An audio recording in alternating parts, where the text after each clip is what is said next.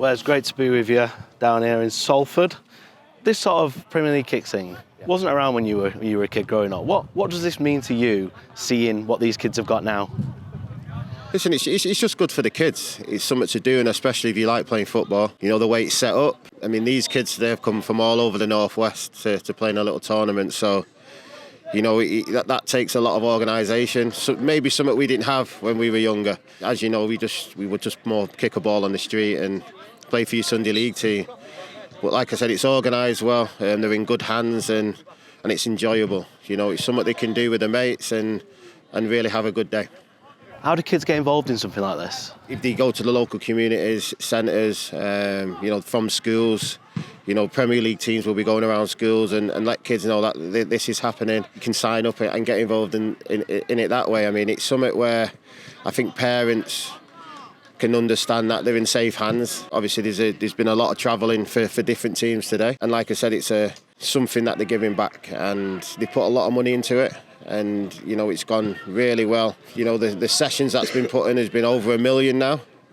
And that's a great achievement for any sort of, you know, football in the community achievement. So lots of kids know about it more and more often now as well. So it's something that they can, you know, go there with their mates and have a good time, really. You made your senior debut in 1998 off the bench against Leeds. What was it like coming off as a young lad in that team, in that Man United team, coming off the bench against Leeds, and then you made your full debut against Barnsley a few days later? What was that like when Alex Ferguson turned to you and said, Wes, you're on? Yeah, I mean, first of all, looking back, it was great. It was possibly the nervous I've ever been in my whole life. But like I said, I had a dream of playing for my local club, and that was Manchester United, and I was lucky enough.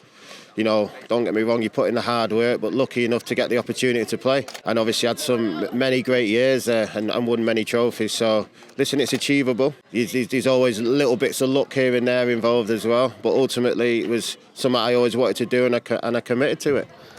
How did being part of that treble-winning season as a youngster, like not one of the established senior players at the time, how did that enhance your career and you know, that winning mentality? Yeah, it made me want to do it again, I can tell you that. And, you know, when I look back now, there wasn't probably a better feeling than that night in 99, that night. So that's the only disappointment, I think. You know, that was the highest it was going to sort of get to, even though we won many trophies after and did very well for the club. But, you know, it's something that you'll never forget, and, you know, it's very difficult to achieve. What was it like being in a team with Rio Ferdinand, Paul Scholes, David Beckham, and then later Rooney and Ronaldo? Listen, it was good all the way through. I mean, I started my first training sessions with Mark Hughes. I was up against him, and we had some great players along the way. Been in many different squads that the manager built, and obviously achieved a lot as well. There's a lot of hoo-ha in sort of 2001 when Alex Ferguson threatened to retire. What was the mood like in the dressing room when that happened? Yeah, it's something as a player you probably don't think about until, you know, it gets brought to you. I remember the manager coming in and sat us all down and said, listen, he's looking to retire. He feels like he needs more time at home with his family, which is totally understandable. But obviously the manager's a big character, and, you know, I think that, you know, really thinking into it, he changed pretty quickly, and, you know, he still had things to do and achieve. Shortly after that, a couple of years later, Ronaldo turns up, Rooney turns up just after. What were they like in the dressing room? Again, you're a much more senior player at this point. What was it like sort of seeing them from an older perspective and what they went on to achieve? Yeah, we could just see the manager. You know, we played against both of them, first of all. Very, very, you know, talented for their age especially. And then obviously getting them at the club now, we knew that they were capable of great things. They worked very hard. But I think once you've seen them play in the team, the commitment and the effort that they put in, you know, made our team even better, and people started to favour us a little bit in games.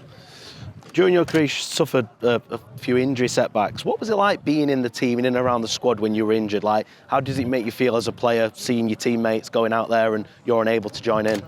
It's absolutely fine at the beginning, and that's the truth. But I had 2 ACLs and never been injured before. The first one was probably the most difficult. I was out for 12 months.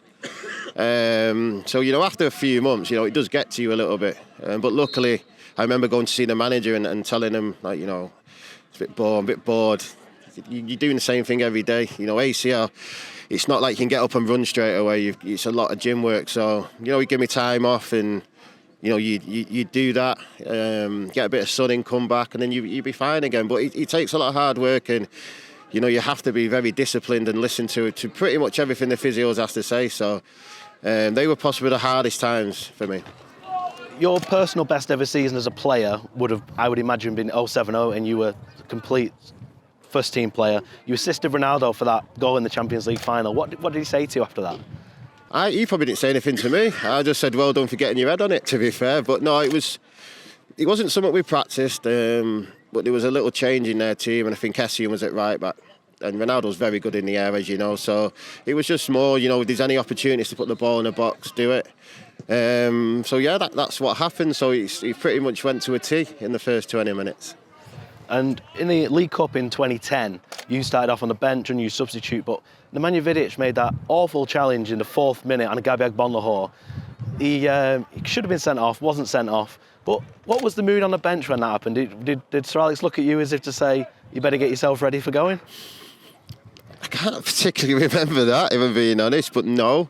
I think, if you sub, you pretty much get up every 10 minutes anyway to keep warm, but I can't remember that incident 100%. Wes, and in 2010 you captained United against Wolves. Was that your first time captain? And if it was, what was the honour like when you were told you were captain? I think it was the second time, if I'm being honest. But yeah, it was always good. I mean, I think, again, I was probably the most senior player at the time. Listen, I'm a Manchester lad. Absolutely no problem with me, that. And it's a good achievement in itself, but ultimately I wasn't really thinking about it. I just wanted to win, if I'm being honest. Wes, brilliant. Thank you very much for that. Cheers. Top, man.